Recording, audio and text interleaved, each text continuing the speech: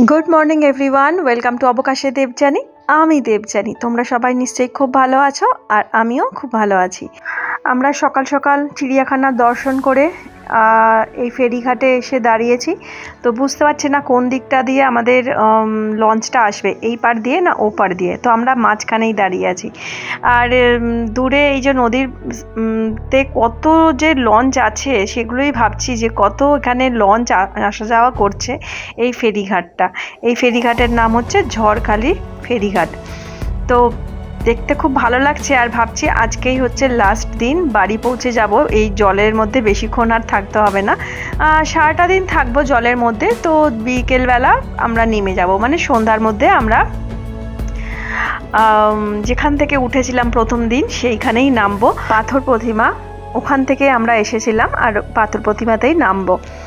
আর আমার হাজব্যান্ড সমস্ত ছেলেরা ওই বাজারের দিকেই আছে আর ওরাও আস্তে আস্তে আসবে, ওদের জন্যই আমরা অপেক্ষা করছিলাম। তো ওদেরও কিছু কেনাকাটা ছিল, যেমন আজকে আমাদের মাছ কেনা হয়েছে। আমরা মানে এই কদিন না মাংস আর যেন খেতে ভালো লাগছে না, তো আমরা চাইছিলাম যে এখান থেকে একটু নদীর মাছ কিনবো। তো সেই মাছ খাবো, তো সেইগুলোই সব বন্দোবস্ত করতে গেছে। এ দেখো এমবি দেবজানি লেখা আছে, এই তো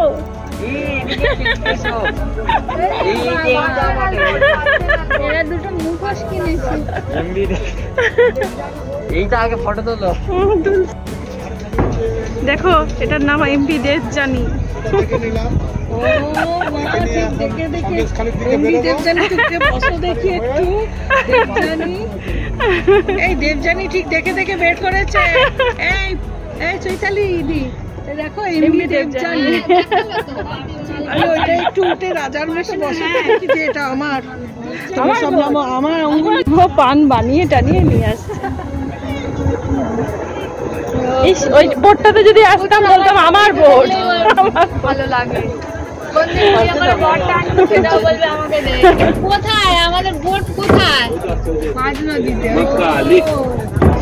আমাদের অবস্থা দেখো, আমরা সব মেয়েরা এখানে আছি, সবার হাজবেন্ড সেই বাজারের ওইখানেই রয়েছে, তারা ফিরছে না, তাদের জন্য অপেক্ষা করছি। আর এদিকে বোট খুঁজে পাচ্ছি না কোথায়, মানে লঞ্চটা কোথায়, ওই যে দূরেই আছে। এইটা আসছে, এইটা আমাদের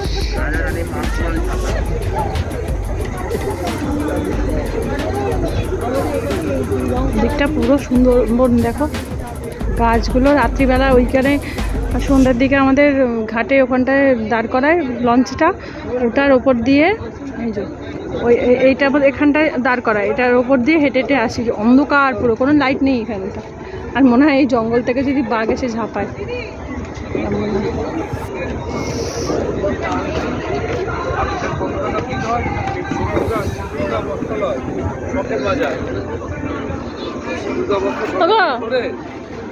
আমার লঞ্চ হচ্ছে, দেখো আমার লঞ্চ।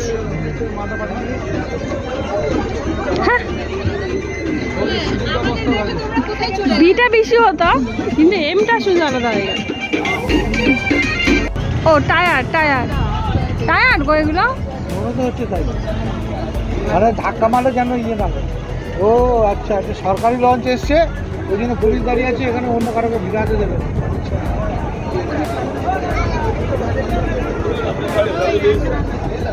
ওই জায়গাটা নৌকা যাচ্ছে। এই তো আমাদের বোট চলে এসেছি। আমাদের মা কালী চলে এসেছে, আমাদের লাগেজগুলো কিন্তু অনেক সকালেই বোটের মধ্যে, মানে লঞ্চের মধ্যেই রেখে দেওয়া হয়েছে। কারণ যখন আমরা চিড়িয়াখানায় এসেছিলাম টোটোতে করে, তখন আমার হাজবেন্ড মানে সব ছেলেরা এসে এইখানে লঞ্চের মধ্যে, মানে তখন ওই ঘাটটাতে ছিল, ওখানে লঞ্চের মধ্যে রেখে দিয়ে গেছে। আর আমরা ফ্রি হাতেই সব মানে এদিকটা ঘুরপাক খেলাম, মানে ঘোরাঘুরি করলাম। আর এখন এই যে লঞ্চে উঠে পড়েছি। আর লঞ্চে ওঠা নামা এটা যেন একটা যুদ্ধ, মানে নামার সময় মনে হয় ওরে বাবা ঠিকঠাক নামতে পারবো তো, আবার ওঠার সময় মনে হয় ওরে বাবা ঠিকঠাক উঠতে পারবো তো। তো আমরা এখন উঠে পড়েছি। আর এই যে আমাদের মানে লঞ্চেই সমস্ত ব্যবস্থা তো করাই থাকে, আমরা শুধু অপেক্ষা মানে আমাদের ওঠার। তো এখন খুব খিদে পেয়ে গেছে, কারণ চিড়িয়াখানাটা ঘোরার পরে না অনেকটা বেলা হয়ে গেছে, কিন্তু প্রায় 10টা 10:30টার মধ্যেই 10:30 প্রায় বাজে, কারণ আমরা অনেকক্ষণ ওই যে ঘাটের মানে পাড়টাতে দাঁড়িয়েছিলাম। এখন সবাই একটা করে প্লেট হাতে নিয়ে বসে আছি, কারণ ওই যে উড়ে যাবে। তো আজকে ব্রেকফাস্টে আছে লুচি আর তার সাথে আলুর একটা তরকারি।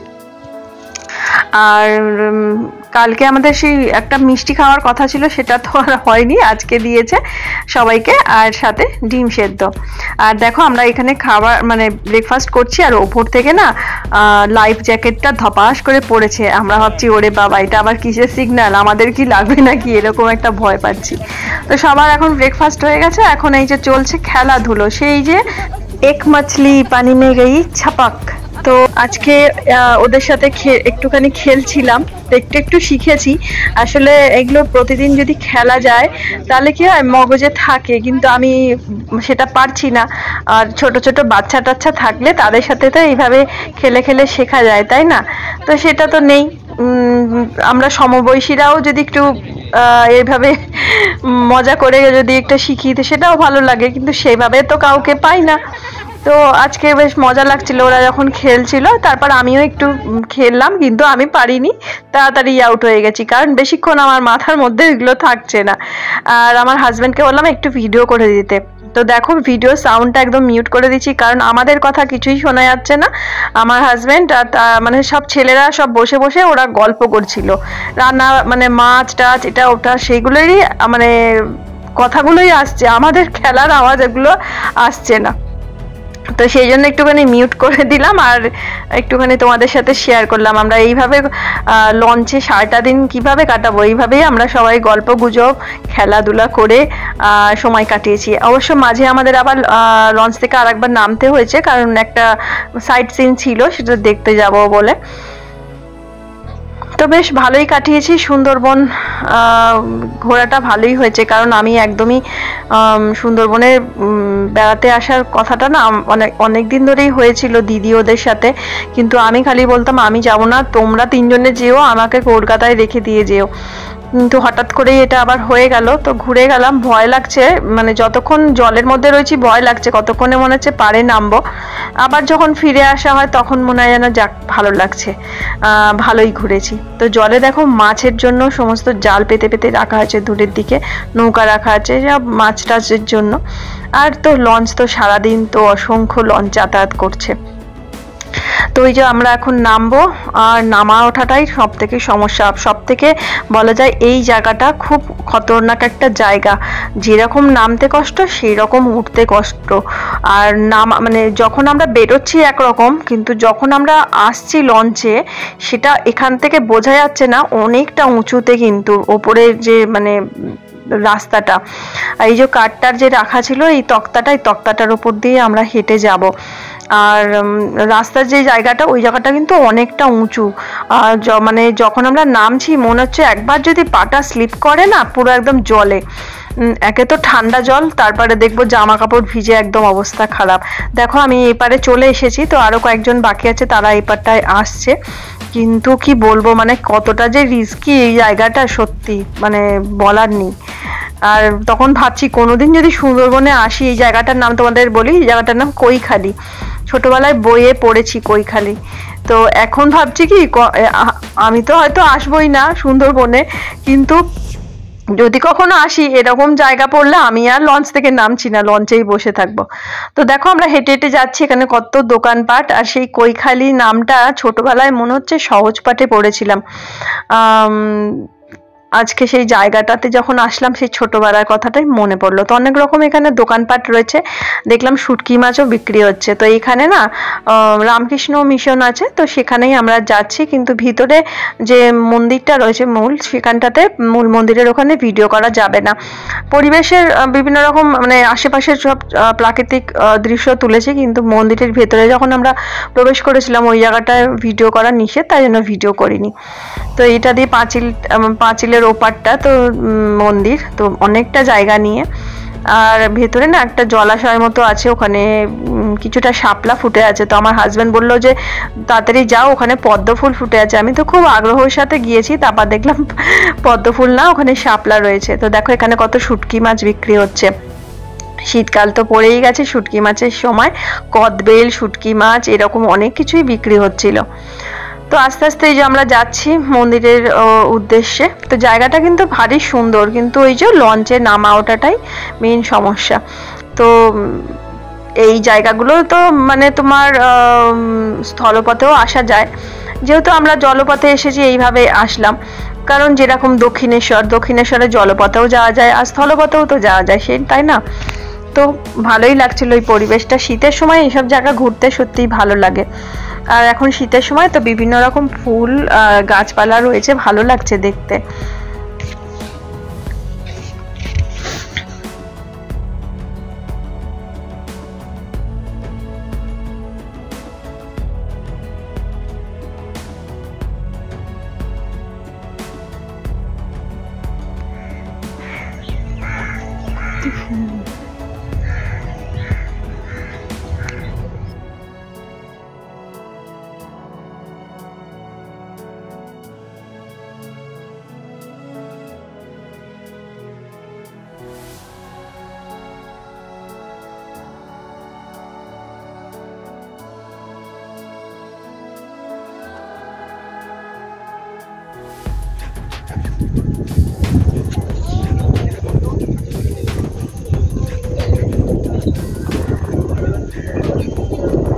এটা পদ্ম না, এটা শাপলা, লাল শাপলা। পদ্মর পাতা পুরো গোল হয়, শাপলার পাতাতে একটু কাটা থাকে। এটা শাপলা গো, পদ্ম না।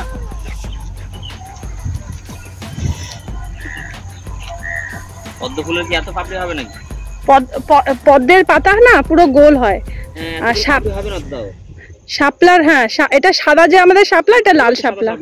হ্যাঁ ও সাদা শাপলা, এটা লাল শাপলা। আর লাল শাপলার এটা কাটা থাকে ওই পাতাটা। শাপলার পাতা কি এরকম হয় নাকি? হ্যাঁ হ্যাঁ হ্যাঁ, এরকম কাটা থাকে শাপলার পাতা।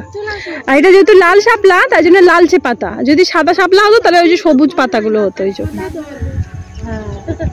হলুদ শাপলা হয়। ওই দেখো পানকৌড়ি নাকি পাখি একটা, কি সুন্দর পোকা খাচ্ছে বা মাছটা খাচ্ছে, বাবাকে হাওয়া দিচ্ছে, ভালো লাগছে দেখতে। এর সামনের দিকে হতো, এটা টেনে তুলতাম, ঘোড়াটা নিয়ে যেতাম। চলো, খুব সুন্দর লাগছে দেখতে। শুটকি মাছ বিক্রি হচ্ছে। আর আমরা এখন আবার লঞ্চটায় উঠবো, একটা টেনশন। আমার সময় যা হলো আবার টেনশন, যতক্ষণ না উঠছি একটা টেনশন। বাপরে বাপ, ভয় লাগে। হ্যাঁ নেবো সব।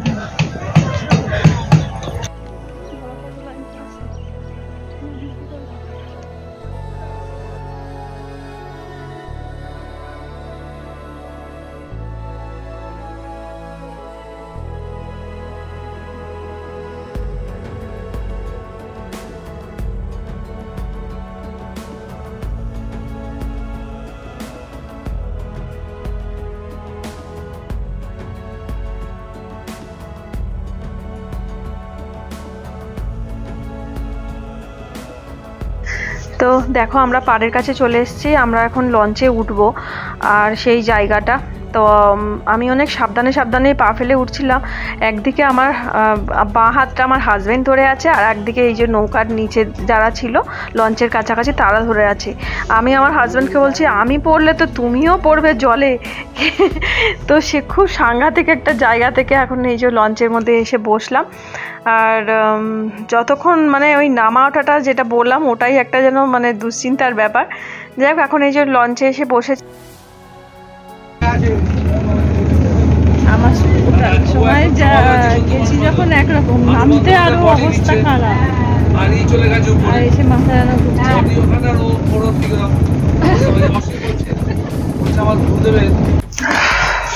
দেখো একটা বড় দ্বীপ, মানে ওই পাটটা ধরো একটা দ্বীপ, তো সেখানটা মাঝখানে আবার ভাগ হয়ে একটা ছোট দ্বীপ হয়ে গেছে। তো এইভাবে বদ্বীপের সৃষ্টি হয়। তো সুন্দরবন এইভাবেই সৃষ্টি হয়েছে। তো একটু জুম করে তোমাদের সাথে শেয়ার করলাম। এটা কিন্তু পুরোটাই একসাথে ছিল, আস্তে আস্তে এটা ভাগ হয়ে যাচ্ছে। এইভাবে আন্দামান নিকোবর দ্বীপপুঞ্জ তৈরি হয়েছে।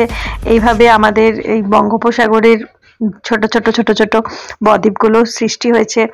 যেমন সব থেকে একটা বড় বদ্বীপ হচ্ছে আমাদের সাগর দ্বীপ। এদিকে অনেকগুলো দ্বীপ আছে, যেমন ঘোড়ামারা দ্বীপ, বিভিন্ন রকম ছোট ছোট ছোট ছোট দ্বীপপুঞ্জ নিয়েই সুন্দরবন। একটা সময় তো কলকাতায় যে গঙ্গার পাড় থেকেই সুন্দরবন শুরু ছিল। আস্তে আস্তে সুন্দরবন সমস্ত বসতি হয়ে যাওয়াতে, মানুষের বসতি হয়ে যাওয়াতে সুন্দরবন সরে সরে অল্প একটু জায়গায় পরিণত হয়েছে। তো কলকাতার গড়ের মাঠটাও কিন্তু একসময় সুন্দরবনের আয়ত্তায় পড়তো। তো দেখো আমরা এখন লাঞ্চ করে নেবো। আর আজকে এই যে মাছ আমাদের নিজেদের সব কেনাকাটা হয়েছে। এখানে আছে খয়রা মাছ ভাজা হয়েছে। আর এখানে ফুলকপি দিয়ে একটা মিক্স তরকারি হয়েছে। আর পার্শে মাছ হচ্ছে সর্ষে বাটা দিয়ে রান্না হয়েছে। আর প্রথমে বেগুন ভাজা ছিল, ডাল ছিল, আর এখন হচ্ছে কাতলা মাছ, এটা ওরা দিয়েছে। আর তো স্যালাড তো প্রতিদিনের সাথে রয়েইছে। আর আজকে আমাদের সাথে কিন্তু পান আছে, পানটাও কিন্তু আমরাই সব ব্যবস্থা করেছি। মানে আমরা বলতে মানে সব ছেলেরা যখন বাজারে গিয়েছিল তখন গিয়ে ব্যবস্থা করে নিয়ে এসছে। আর এই যে পাঁপড়টার মধ্যে শসা দিয়ে দিলাম, কারণ উড়ে চলে যায়। সেদিন যখন আমি মাটন খেয়েছিলাম, মাটনের বাটিটাও কিন্তু উড়ে গেছিল, মানে খালি হয়ে যাওয়ার পরে উড়ে পড়ে গেছিল নিচে। আর দেখো এই যে পান আর আজওয়ানটা প্রতিদিনই দিত, আর আজকে হচ্ছে পান।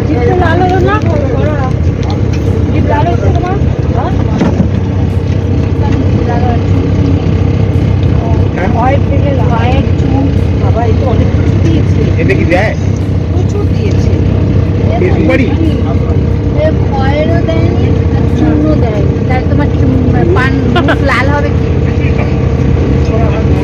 না আমাদের চুন দিয়েছে।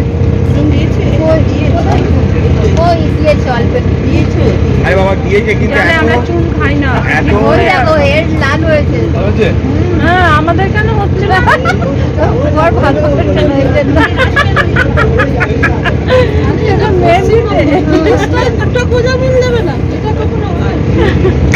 তো সবার কিন্তু খাওয়া দাওয়া হয়ে গেছে, শুধু খাওয়া দাওয়া হয়নি আমার হাজবেন্ড কিছুতেই খেতে চাইছিল না। ওই অনেকটা বেলাতে লুচি টুচি খাওয়া হয়েছে, তো তা ওর পেটটা ভরেছিল। তো বারবার বললাম চলো খেয়ে নি, তা বলছে না এখনো বাড়ি যেতে অনেকটা সময় লাগবে, এইসব চলছে। তারপর বলে তারপরে সবার লাস্টে ও খেয়েছে। আর খারাপ লাগছিল, আজকে মাছের আইটেম করা হয়েছে, কারণ প্রতিদিন ওই চিকেন খেতে খেতে না, আর মাটনও হয়েছিল, মানে পেঁয়াজ রসুনের জিনিস খেতে খেতে মানে আর ভালো লাগছিল না। মনে হচ্ছিল একটু মাছ হলে ভালো হতো, সবারই তাই একটু। কারণ আমাদের বোটে মানে লঞ্চে বেশিরভাগই বয়স্ক মানুষই ছিল, বাচ্চা কয়েকজন ছিল, কিন্তু তাদের আজকে খুব অসুবিধা হয়েছে। যারা বাচ্চাগুলোর আজকে কিন্তু খুব অসুবিধা হয়েছে মাছ খেতে, কারণ তারা তো মাংস প্রিয়, মাংস ডিম হলে তারা খুশি, মাছ তো অত খেতে ভালোবাসে না। আজকে বড়দের খুব মজা যে মাছ রয়েছে, আর বাচ্চাগুলোর আজকে খেতে খুব অসুবিধা হয়েছে। আরেকটুখানি বাকি আছে আমাদের পাড়ে পৌঁছাতে, আবার ওখান থেকে এতে করে টোটোতে উঠতে হবে। টোটোতে উঠে তারপরে যাব বাস স্ট্যান্ডে বাসে উঠে বাস স্ট্যান্ডে নেমে কাকদ্বীপে বাস স্ট্যান্ডে নেমে আবার টোটোতে করে আমাদের বাড়ি রাত হয়ে যাবে হয়তো। এখন কটা বাজে? 4টে বাজে। খুব আনন্দ করলাম সবাই মিলে, করলাম।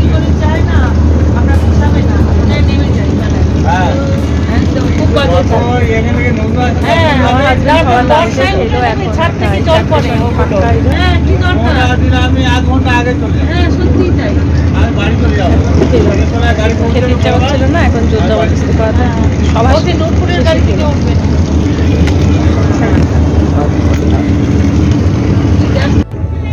চলে এসেছি। সবার বাড়ি চলে যাবো। সবাই ভালো থাকবে। ভালো লাগলো কটা দিন সবাই আমরা একসাথে ছিলাম।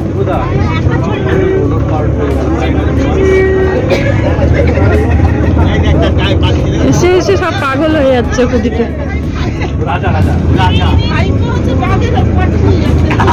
ভালো লাগবি হ্যাঁ আবার দেখা হবে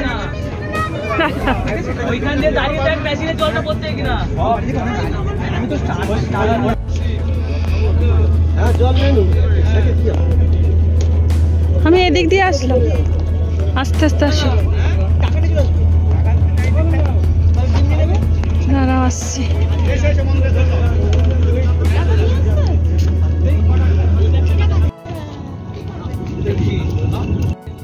সবজি বাজারে নিয়ে যাবে সব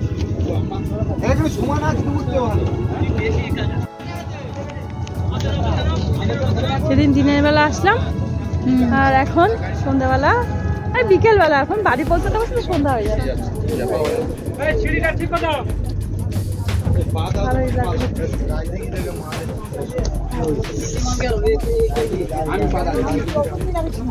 দেখো আমরা কত ভয় পাই কি সুন্দর উঠে